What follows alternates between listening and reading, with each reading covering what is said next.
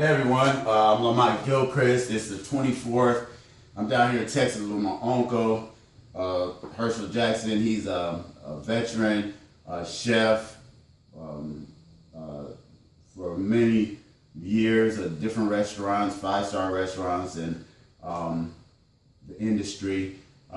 He has diabetes and probably about I don't know, about 8 years ago or so, he had uric acid buildup to where it was really chronic, and they called that gout throughout his whole body, which was really rare. And the doctors had some grim news for him about it, and he had some things going on where he couldn't get out of bed, and you probably see him in my videos, and now he just benched 245 the other day, so it was a miraculous story. So I'm gonna let him tell his story a little bit, and we're gonna start off through he'll probably start off about his little background about his exercise history, how he exercised, and how he thinks that affect in saving his life. Because me and him always discuss that.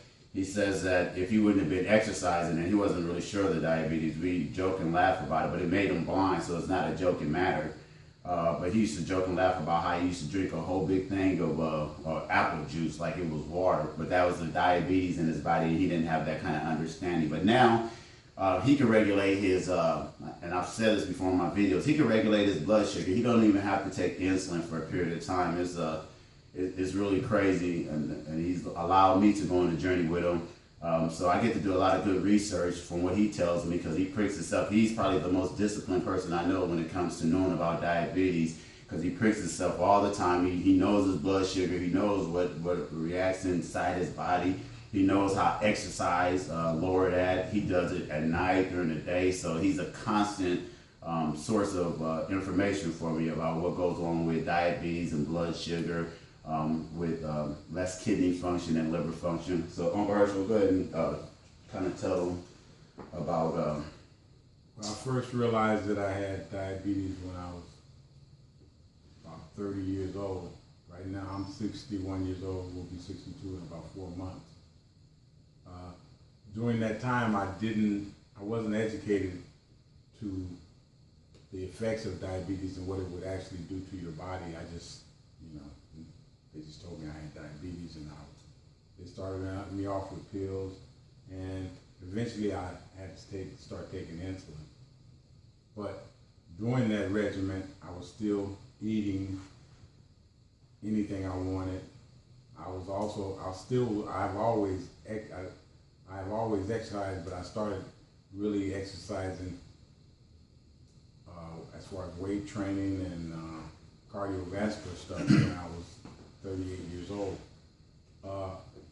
When I was in 2006, I was diagnosed with gout, and I had battled that for 3 years continuously with pain and everything. I don't want to interrupt you on purpose. Let's go back to your, so you always exercise, and I know you, we always talk about the stories, but like just not even about the diabetes part of it, because just kind of explain to them, like when they told you you had diabetes, your mindset, like you said, you still ate everything and you did whatever. What was your mindset when you found out that you had diabetes? What did you think it was? Or?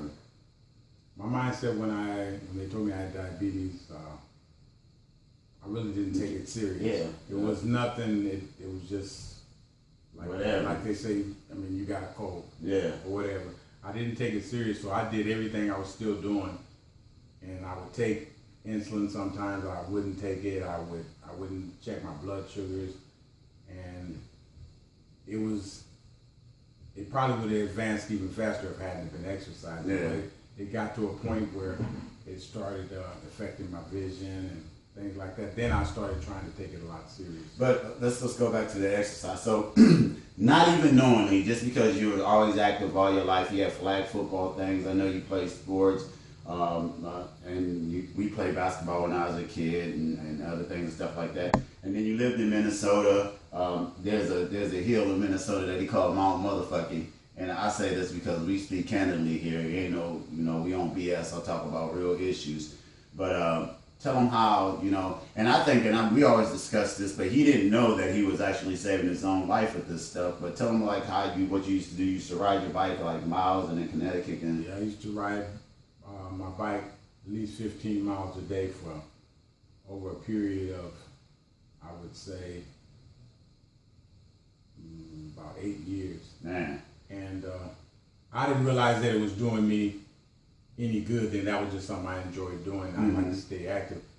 In actuality, I think that was slowing down the process of diabetes, even though I wasn't taking care of it as far as eating or taking insulin and other things I was supposed to be doing. And I'm gonna go in there. So basically, and me and him always discuss it. So we were like, man, you were saving your own life. I always say that from a scientific standpoint, meaning like, so it shows me the connection between putting out energy and exercising and blood sugar. And me and him understand, but even though you spike, you still go get the chemical reaction. But because of this activity, and he mentioned before, he actually didn't start lifting weights until he was 38 with my other uncle in Minnesota. And so he got stronger, but now he's doing weights that he didn't even do when he was 38 after diabetes and after suffering vision loss and gout. So I'm going to tell him a little bit about what it did to you once the process started, as far as like, once you realized that you had it, once it started having the effects, you start seeing some of the effects, and then when you took it serious, how you wasn't able to stop from going blind or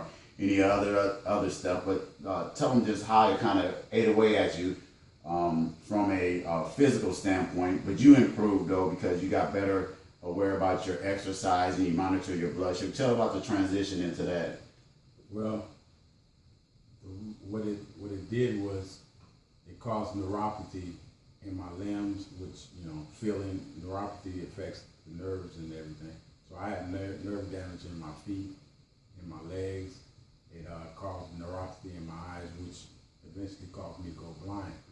But through exercise, and really from 2000, I would say 8 till today, I've had a pretty strict regimen of exercising, at least with weight training and cardiovascular work, 5 days a week.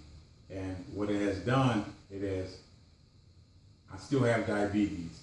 I've had problems with kidney. It has affected my kidney function, but it has stabilized. It's been stable since, I would say, 2006. I haven't had, you know, it hasn't gotten any better, but it hasn't gotten any worse. And I can connect that with exercising, you know, and that's helping to keep my blood sugar at a level that diabetes is not really affecting me. Yeah, let's talk about something just really candid. But you hear him saying the exercise, and it does. Now we're gonna go to the other opposite spectrum. And what did you have to do as far as your nutrition or the way that you view food and stuff? What did you do? Nutritionally, I had to cut out all sugar. Mm-hmm.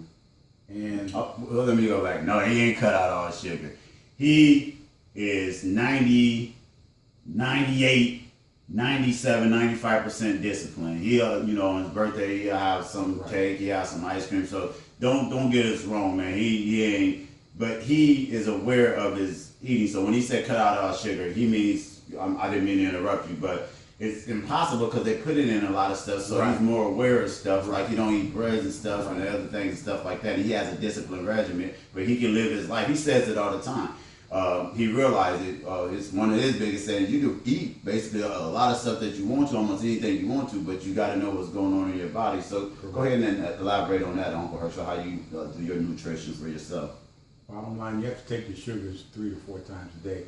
Once you know your body and you understand what different foods do to your body as far as carbohydrates, how it reacts to it, then for me, you have to kind of, like Lamont said, you have to be about 85 to 90% totally away from concentrated sugar as much as you can. Be very low carb and exercise. And the way to monitor it is stay on top of your sugars. You have to stay on top of it. You have to check. Let's talk, and then we'll do another segment next Friday about it, this is really interesting. See, y'all get to see the effects of diabetes. I get to see how people live with diabetes. I see this is a massive. I mean, he's chronically blind, can't drive and do all the other stuff, but I mean, he ain't stopped.